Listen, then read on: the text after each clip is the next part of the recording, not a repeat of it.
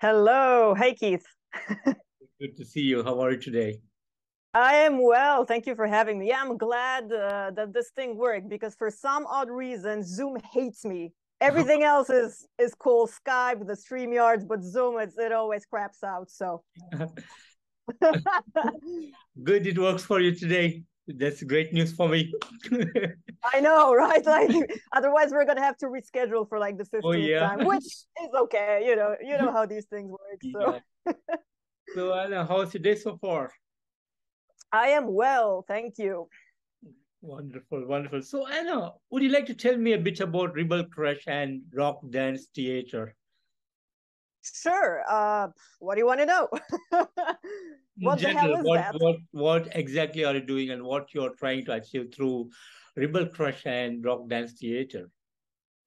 Right. So Rock Dance Theater was actually born as the first. I mean, down the slope of my artistic 22-year career so far. Rock Dance Theater has popped up before Rebel Crush.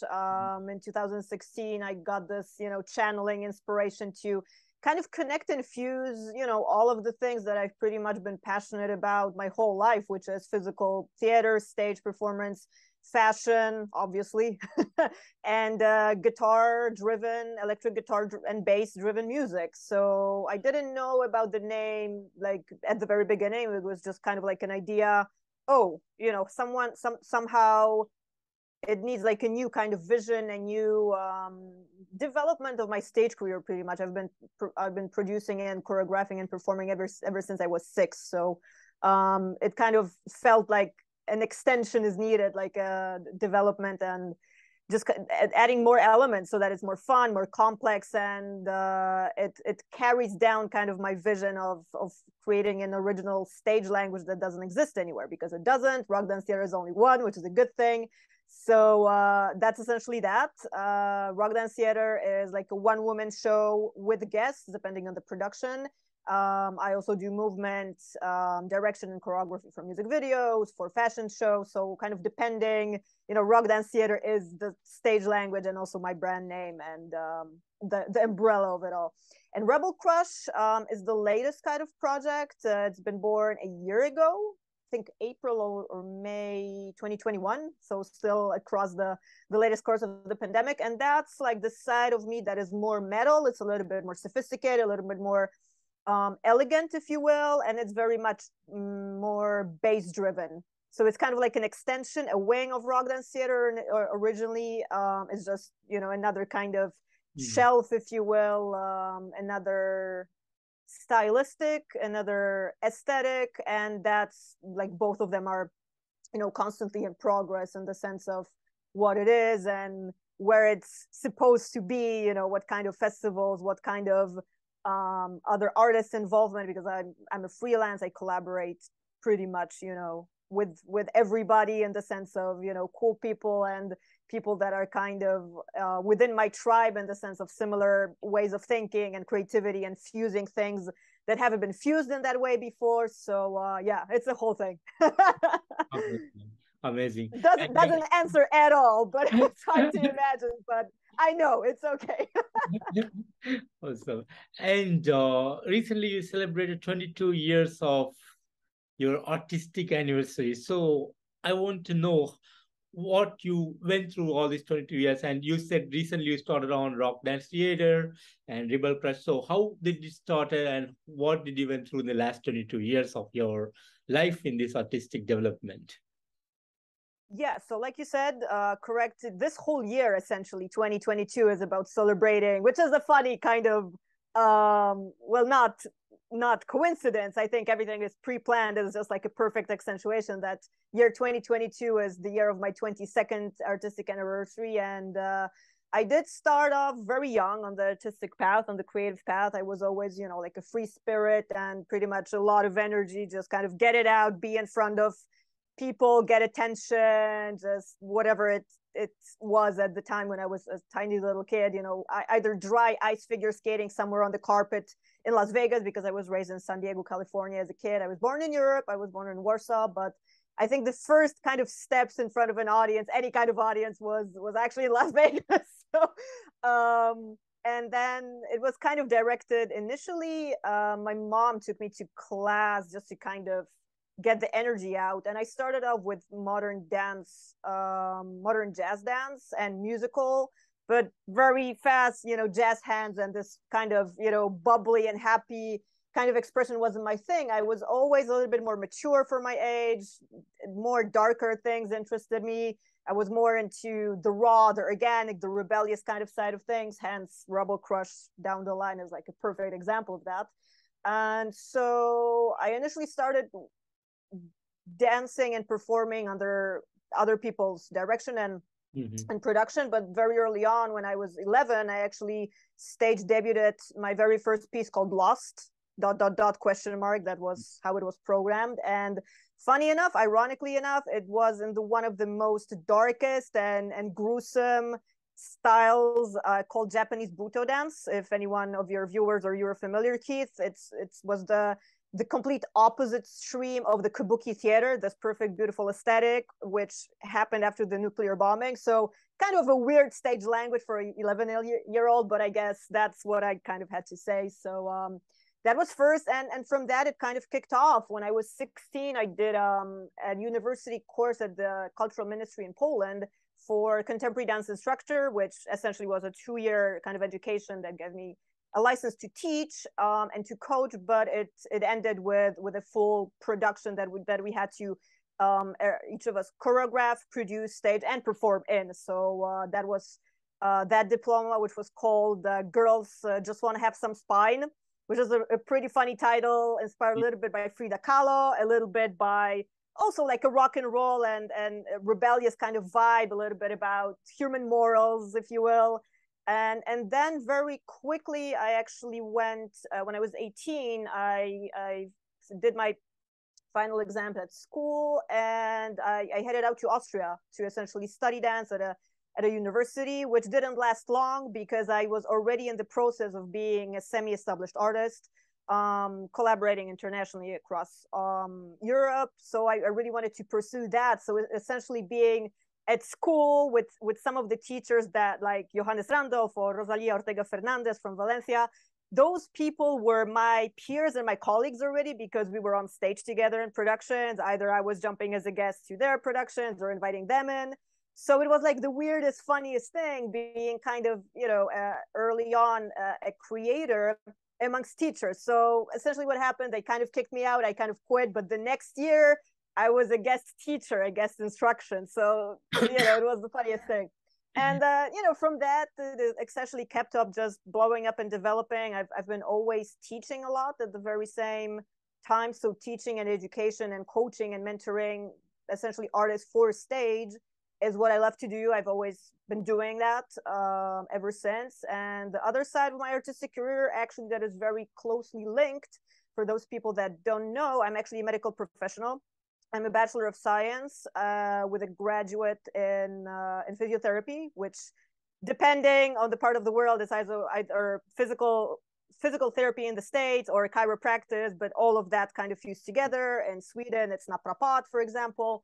So, and that I dedicated essentially for artists. So my practice is also called performing arts medicine, and that across the board, I take care of pretty much freaks like us, dancers, musicians, rockers, you name it. The whole sector of orthopedics and body coaching, body management is also what I do. So I guess it all kind of falls under the umbrella of 22 years. And man, now when you ask me that, it kind of seems like a really, really long time. But recently I was looking back at some productions or programs or festivals, and I was like, oh my God, that felt like kind of yesterday, but it's a completely different era, somewhere really way back in the past, now looking forward. So yeah, pretty interesting time just to kind of self-reflect and every day wake up and get a cake or a cookie or a Starbucks coffee and just celebrate. Yeah, it's my anniversary. So it's one of these things, or do an interview, which is always fun to do, and hang out. So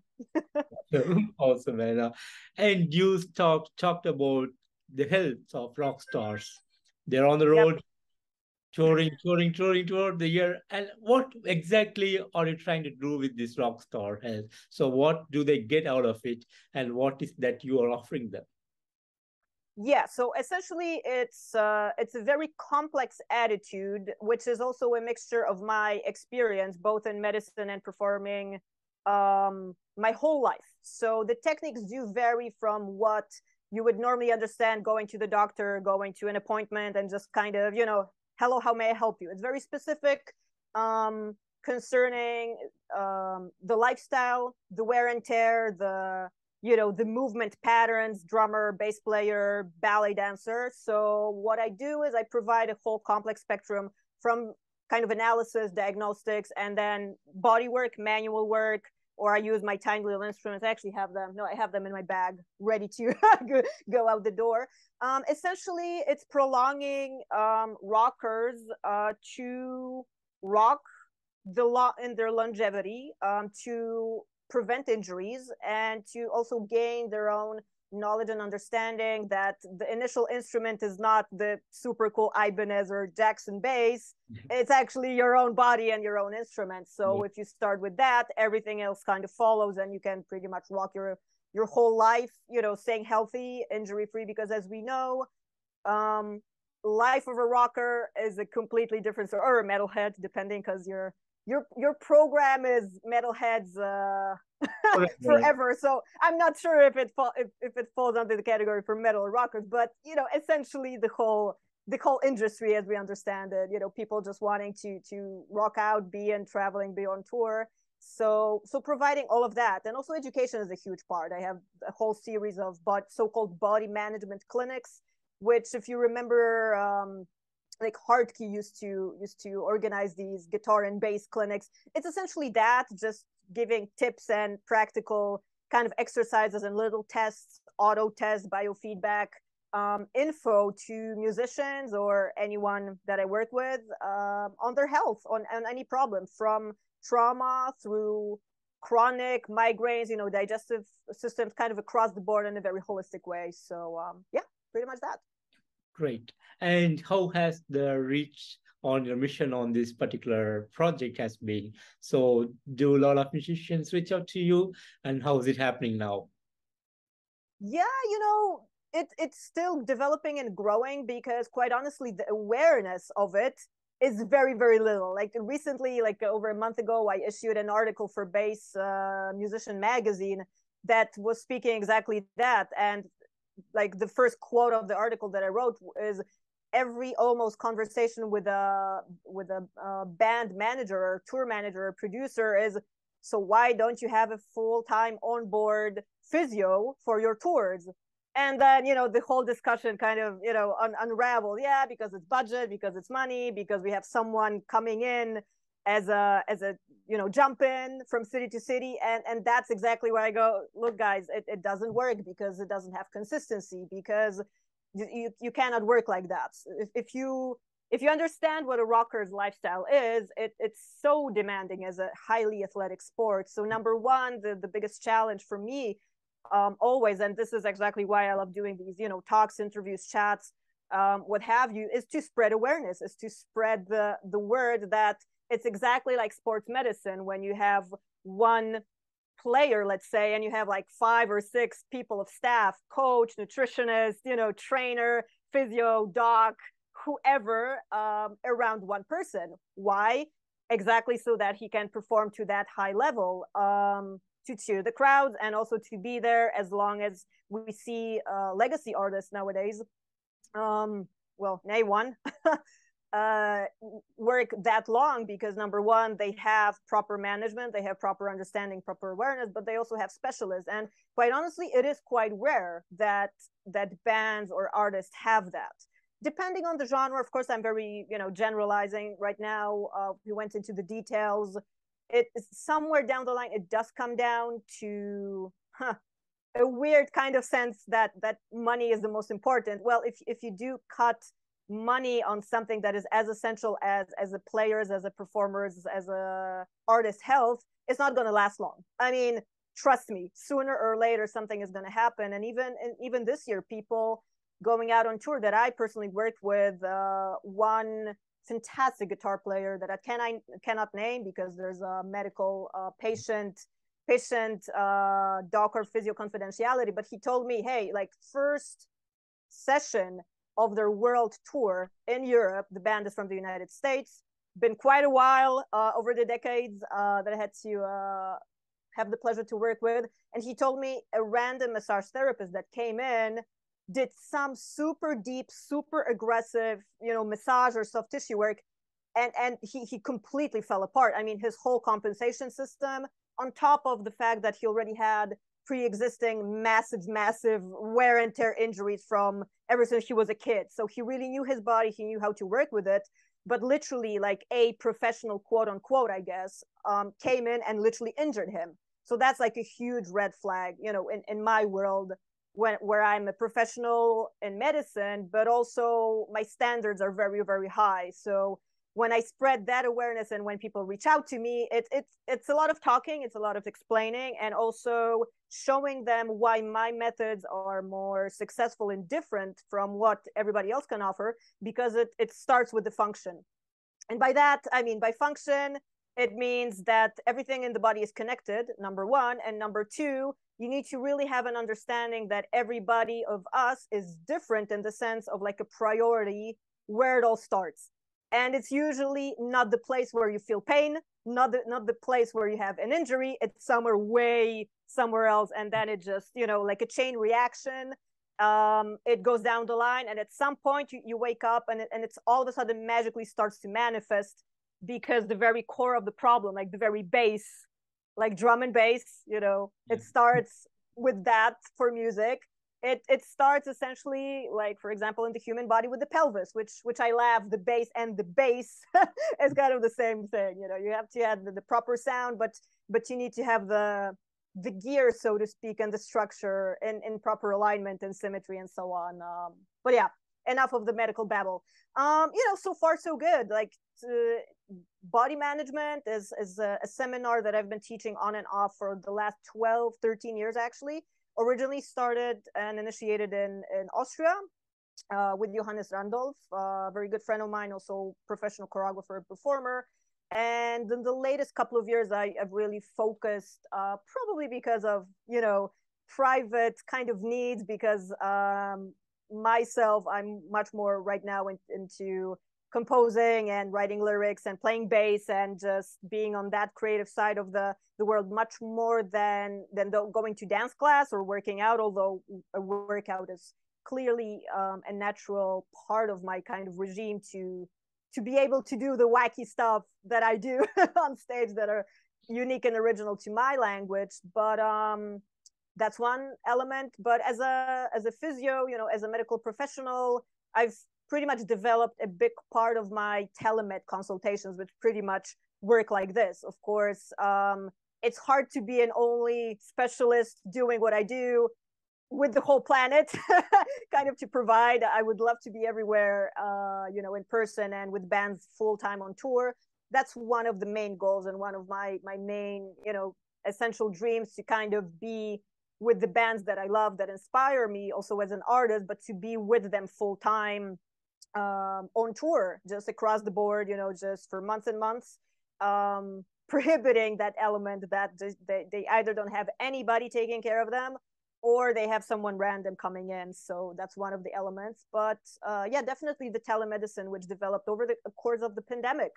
As we know, we've been doing Zooms for the last, 2.5 years, and which is I think a great addition, because not everybody clearly can reach me in Europe in person. If they do, that's awesome, because that's exactly what I can do my best work with my hands, with my instruments and my tools, but also consultations and being remote like that for people that are on the road and have no idea how to approach warm up or no idea why something happens.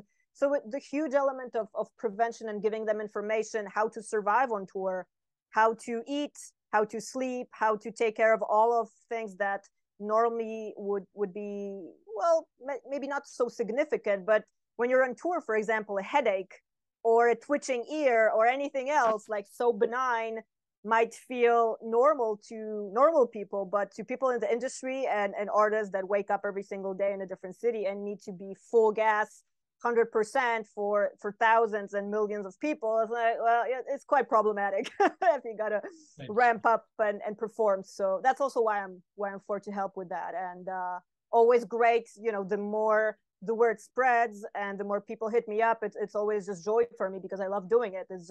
It feels like a mission, oddly, but it's one of those things that everybody has their own kind of mission on Earth, and I guess that's one of them. So and it's cool to see how it unwinds, just kind of going forward constantly. Awesome, awesome. And I know you've been doing this rock dance theater as a solo performer, but do you have plans to make a big team to bring it all together and make like a stage show or an arena Like show?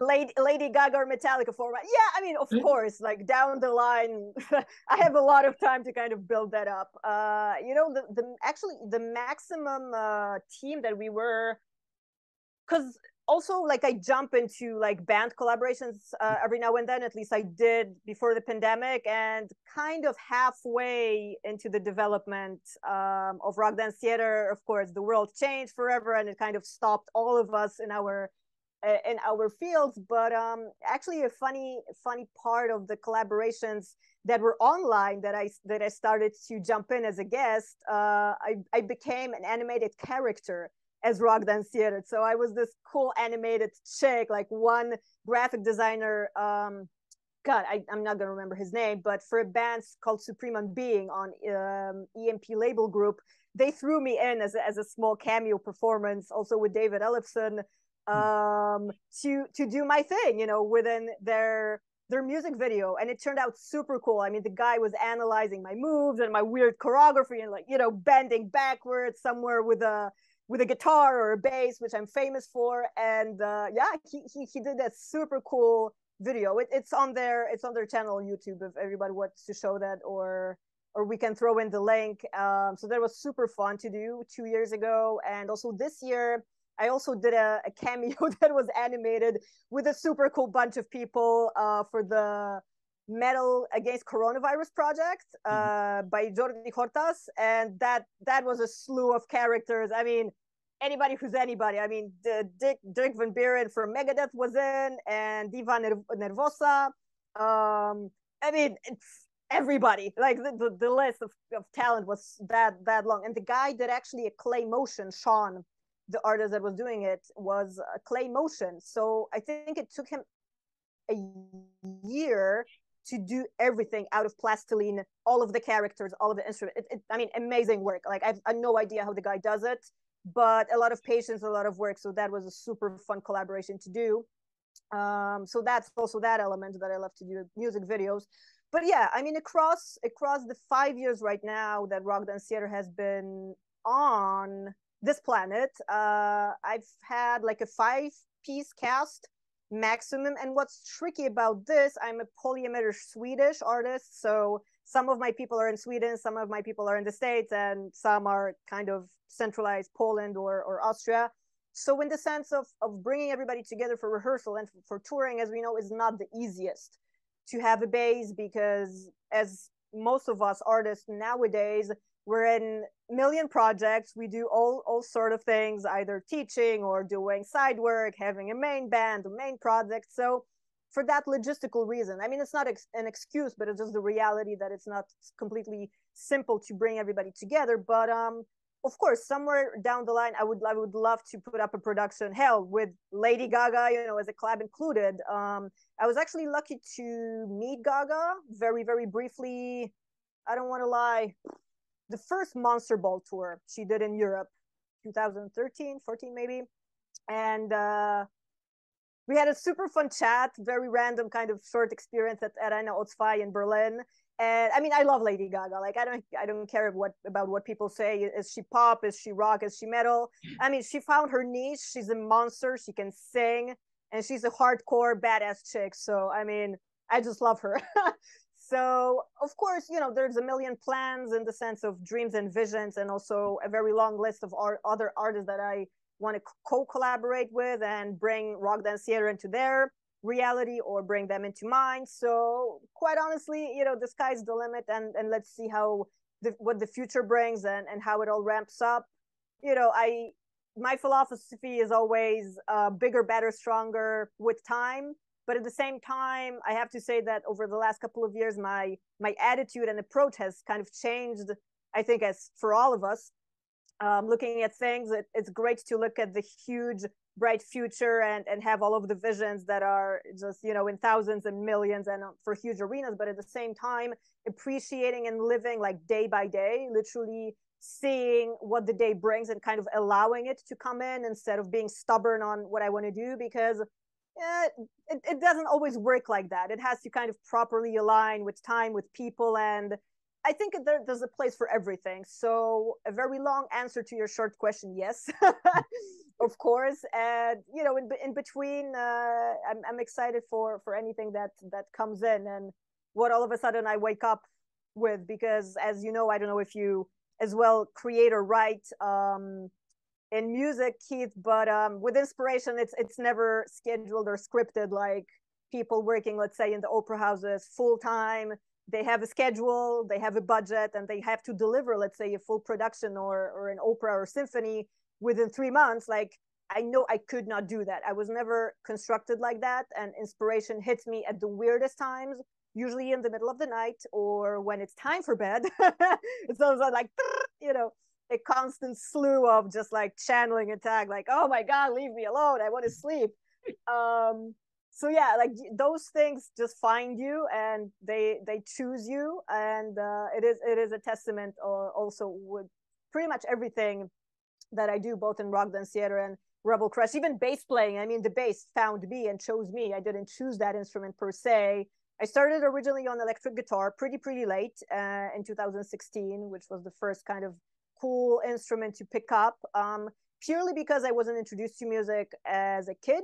At an early age, I was kind of discouraged towards it because of teachers at school.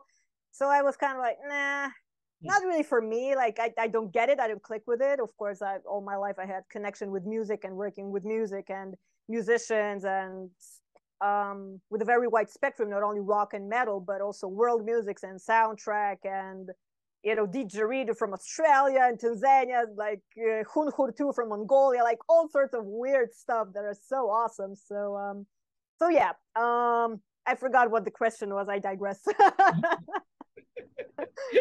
I think you already Anyway, answered the question. So, coffee. so are you living the dream, or do you think there is a lot of dreams that has to bring to reality? Oh, both, Both. both. I mean, I wouldn't change anything about my life. Maybe the weather.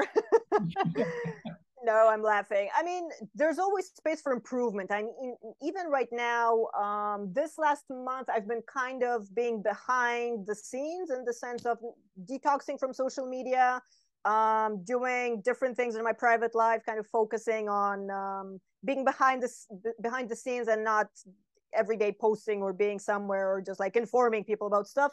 Because as much as us people, creators, go 1,000 miles an hour, either our voice given, number one, or we just get overstimulated and overloaded with info and stimulation and just being constantly out there for people, which essentially it comes down to kind of balance. So I personally, right now, after 22 years, being consistently doing a production or two a year, excuse me, yeah, it's one of those things. Talking every day or a lot or on the phone is just all of a sudden break.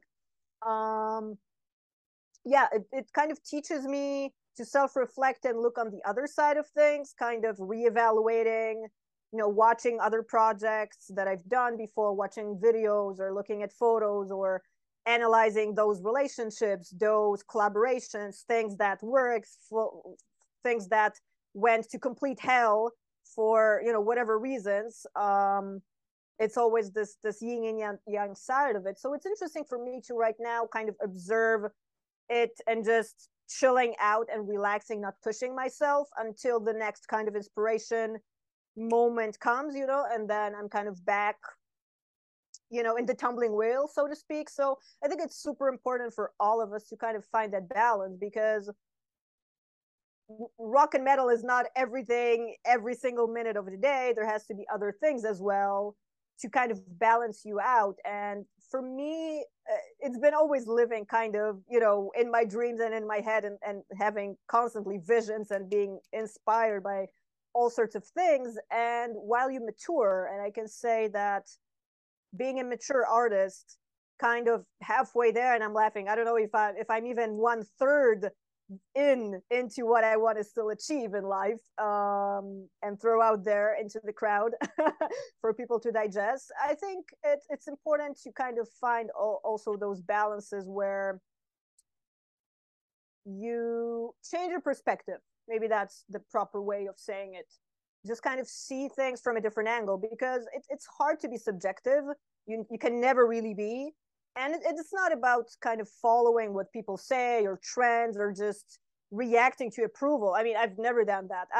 I'm very polarized. I mean, my work is very polarized. People either are going to love it, or they're going to hate it, or not understand it, or just not for me. And it's awesome. I mean, that's when I think my job is well done, that I don't care about those things, in the sense of, yeah, this is my dream, this is my vision, and I invite people into the vision.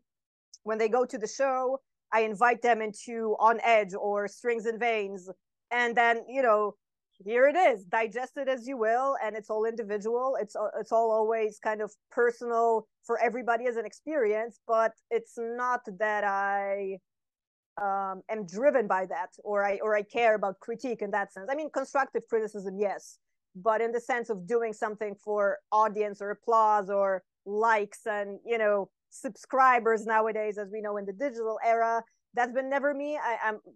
Even if I try, my inner kind of rebel crush goes like, no, I don't feel it. It doesn't work. Nah. So yeah, definitely, the Dream On. Rock Dance Theater started with Dream On, by Aerosmith. Yeah. Playing over and over on repeat, for 7 hours in one night. And then the next morning, Rock Dance Theater was born. So, yes, all about the dream, always. Amazing. And I want to thank you so much for giving me today this wonderful opportunity to talk about Sure, pleasure. your career, about rock dance theater, about Rebel Crush, and the road that you travel, and what you're going to offer for the rock musicians and the metal artists who are on the tour. And thank you so much for all this information. I believe a lot of people will check it out and reach out to you in the coming days. And thanks again for this opportunity, and looking forward for My more pleasure. great Thank you things for having and me. awesome things from you in the coming days. Thank you so much. Will do. Thank you, Keith. Yep. You have a great evening out there, and take care of yourself. You too. Thank you, Keith. Stay Bye bye. metal. Hey, bye bye. Bye.